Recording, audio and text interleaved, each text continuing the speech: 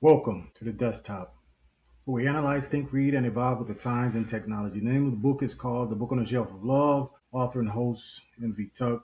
The website is www.eternityinmind.org. Understand, it is 2026. I first introduced the brand, then I gave the story behind the brand, then I gave the message behind the brand. Today, I tell you my audience. Luxury plus spirituality plus identity is not normal. It's not a normal category. And my audience is not Christian, not streetwear buyers, not fashion kids, not spiritual people, and not luxury shoppers. My audience is a hybrid persona, that emotional connection that hits those psychological triggers and culture motivations, not categories, but hints at the deeper meaning. I always wanted to be that voice in the wilderness preparing the way of the Lord. I have been a voice, all right, but that job has been taken a long time ago. So I've settled for the Watchman, which is only a title that tells you what I do. It's not my character, which tells who I am. God said, I made you a watchman. When you hear a word from my mouth, you shall give them warning from me. I have warned people about many things, and I may not rack up millions of views, but the model is that we reach people one by one. If I find the one person, there is great rejoicing for that one lost than the 99 who never strayed away. But this is about my audience, people who want luxury that means something, buying something that means something, things that express who they are, what they believe, how they see themselves, the legacy they want to build, spiritually aligned but not religious. It's called elevated spiritual identity. A wise person will not live their entire life not reflecting on eternity. The brand Eternity in Mind sits in a new lane: luxury plus identity plus spiritual depth plus minimalism. Most brands don't live here. Most marketers don't know how to define it, and most audience frameworks don't cover it.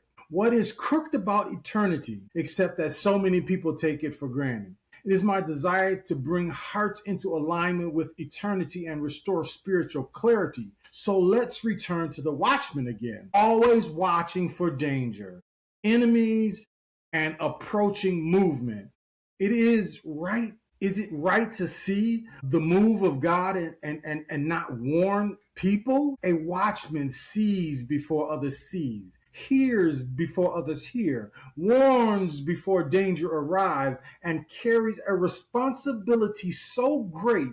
If you heard about eternity in mind and ignore it, the watchman is clear. If you hear about eternity in mind and respond, then the watchman fulfilled his purpose. Watchmen, they pray, they intercede, stay awake, they refuse silence, waiting on God's answer, receiving visions, writing the vision, and making it understandable for others, therefore making a bridge between heaven and earth. But this is a brand. Eternity in Mind speaks to people who want luxury that reflects their identity, their intentions, and their spiritual depth all at once. A psychographic audience, not a demographic one. They are defined by how they think, not who they are on paper. My audience is young, identity driven, luxury consumers who value intentional living, spiritual depth, and timeless designs. They want premium pieces that reflect who they are becoming, not just what they wear. They say, this represents who I am. I chose this with meaning. I'm connected to something bigger. I prefer timeless over trendy. I'm building something that lasts. I move with clarity. This is my lane. This is my tribe. This is my movement. So, you are curious as to the watchman, how the watchman connects to eternity in mind, eh? Elevation. The watchman stands above the noise. Elevation, seeing from a higher vantage point, rising above distortion. The quiet strength, the eternal perspective. This is the posture of someone who sees from above, not from the crowd. The watchman sees what others miss.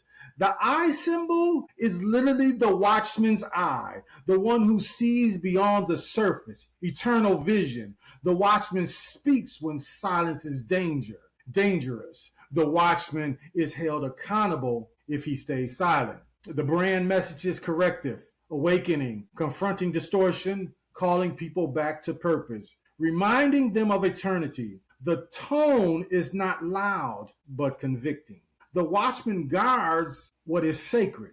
People are sacred to God. The apparel is not fashion, it's armor.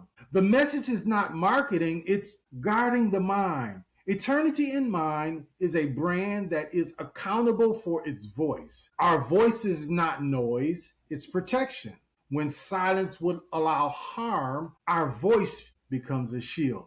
The watchman stands between heaven and earth, reminding God of his promises, standing in the gap. And the brand stands in the gap between spirituality and reality, luxury and purpose, modern life and eternal truth, both earthly and eternal. A bridge. We are preparing people for the next move of God, spiritual awareness, eternal consciousness. So, which is better to say? As you listened to my prayer, we have piped unto you, and ye have not danced. We have mourned unto you, and ye have not lamented. I said, God, I wrote the book like you said. That is the book on the shelf of love. And he said, write it too. They ain't listening. I did the podcast like you said. They ain't listening. And now the brand. Tell them, I said, to keep eternity in mind. Jesus, Yeshua, was talking about a generation's unwillingness to respond,